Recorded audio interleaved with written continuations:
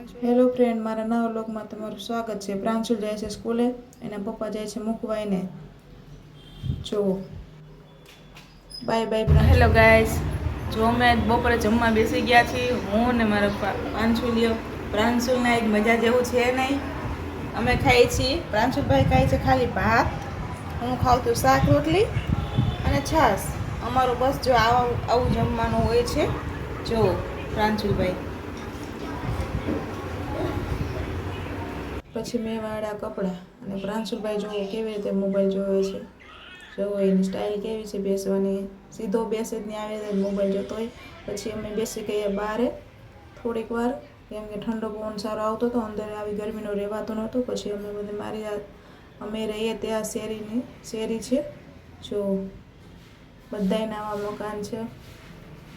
અને પછી હું ને પ્રાંશુલ એના પપ્પાની રાહ જોઈને બેઠા છીએ। જુઓ પ્રાંશુલની તબિયત થોડીક વધારે ખરાબ થઈ ગઈ હતી। ફાઇનલી એના પપ્પા આવી ગયા ઓફિસેથી।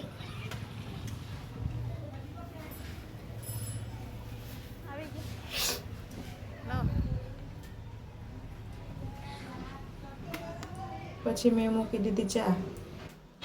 આવે પછી અમે ચા ને નાસ્તો કરીએ છીએ। અમે આવી રીતે ચા બનાવી છીએ, તમે કઈ રીતે ચા બનાવો જરા કોમેન્ટ કરજો। ચા બનાવું છું। અમે છીએ કાઠિયાવાડી, એટલે કાઠિયાવાડી સ્ટાઇલમાં ચા બનાવીએ છીએ। ચા મસ્ત ઉકળી ગઈ ને રેડી થઈ ગઈ છે। જુઓ ને અમે બેસી ગયા પછી ચા પીવા। ચામાં ચા ને બિસ્કિટ હોય એટલે ચાલે। ચાલો પણ તમે પણ બધા ચા પીવા હાલો।